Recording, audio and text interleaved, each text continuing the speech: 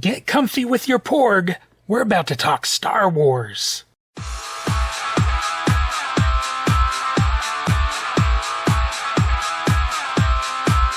Hey, what's up? It's Matt Cruz. First off, let me give you my email address. It's matt@edgelittlorock.com. If you have something to show and tell, go ahead and drop me an email and I will get back to you so that you can do your show and tell.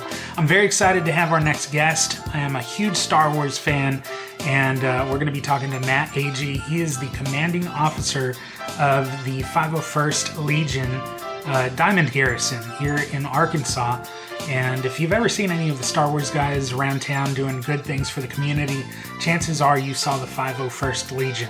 So let's see what Matt Agee has to show and tell. It was an email sent by the 501st and Disney Films with Lucas as well.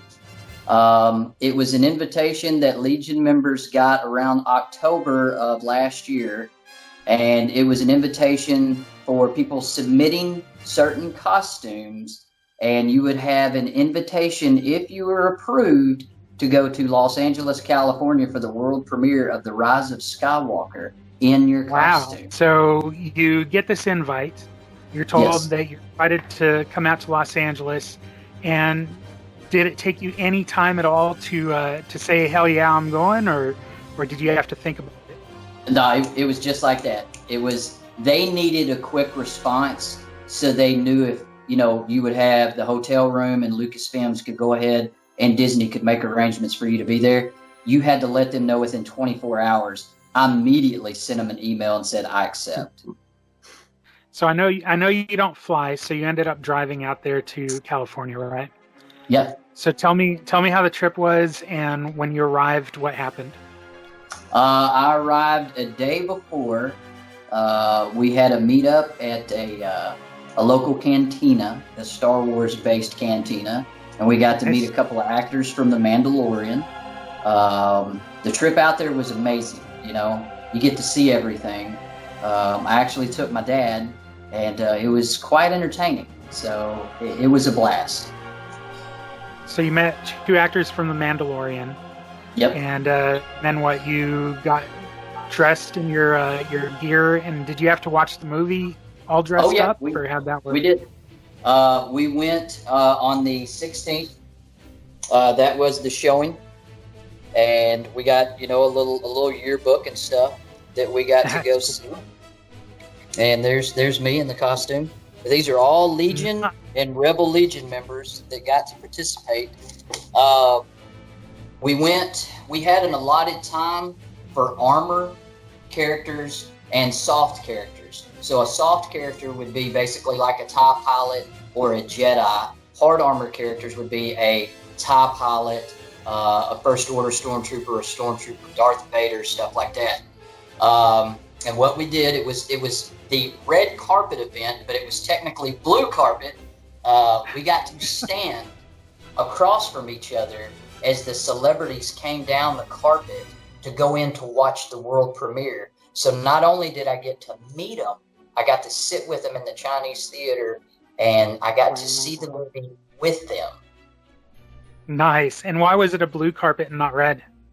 That I don't know. I don't know. We all kind of made fun of it and said, "Man, this isn't red. This is blue." So it was right. Like, show me some of the stuff you came home with some really cool stuff, and you got to meet some of the actors. So these were the badges we were giving. You had to have this badge, and security was really checking. It tells the auditorium and the seat that I had, and it tells you all the Lucas rights and things like this. I thought that was really cool. This was the First Order Stormtrooper helmet that I wore, but everybody was coming through. I had people like J.J. Abrams, Ahsoka Tano, Daniel Logan, Ian McDermott, Dave Filoni. I got to meet all these guys and hang out with them, and it was quite interesting. And there's Dave Filoni right there. Awesome. And what is so unique about these is it's really hard to get directors' signatures. They don't do a lot of conventions. Right. So if you can get things like George Lucas or Dave Filoni, Steven Spielberg was there. I didn't have the option to meet him. George Lucas was not there. He didn't. The invitation I received basically came in the mail, and it was a little pop-up, and it's like this right here. And then it basically read, "You've been invited, Lucasfilms and Disney." That's sweet. It was very interesting.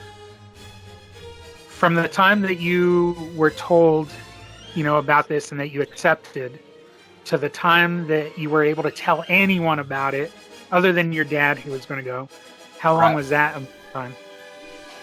It was basically like a CSAC. I had to sign papers and send them back to Lucasfilms.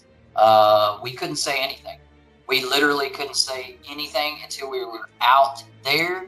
Then, the cat kind of got out of the bag. Right. Social media was just blowing up because they started seeing us walking down the street. So by then, they knew something was up. Plus, the world premiere signs were all over Los Angeles. They were everywhere you went. And tons of Legion members were at Disneyland, of course, and we all had our racing shirts on. So people knew something was going on. That's pretty awesome, man. I appreciate you for being on the show and showing and telling your stuff. I want to have you on again with some of the costumes. Okay. I know that you have a few. I know that you've got a lot of cool challenge coins that general public can't get. So that would be cool to see. So I'd love to have you on again. Cool. I appreciate it, man. Anytime. Thanks to Matt Agee, who told us the story about how he was selected and went out to Los Angeles for the world premiere of Star Wars, The Rise of Skywalker. Thank you so much for that. Matt came back with some great mementos and autographs too. I want to show you what I have for show and tell today. Is a script that my mom gave me. Now the script, it says The Star Wars by George Lucas, first draft, July 1974. Lucasfilm Limited. It's got a lot of the same character names, but they're kind of doing different things. I've had this script for a long time. My mom gave it to me. I don't know the history or legitimacy of it, but it's a fascinating read. The story features A1, who's basically R2-D2, and C3, who is C3PO. Jedi were instead called Day or Die, D-A-I, and instead of Red 1 or Red 5, they were called Devil 1, Devil 5, etc. There's some of the same characters, like I said, but the names are the same, but they function and play oddly different roles in this script. But it's a fascinating read, and one day, I guess, I'm going to have to find out the history of the script and see if it's legit or what, but that's what I wanted to show off today.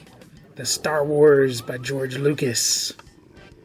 If you have something to show and tell, email me, matt@edgelittlerock.com. We want to see what you got.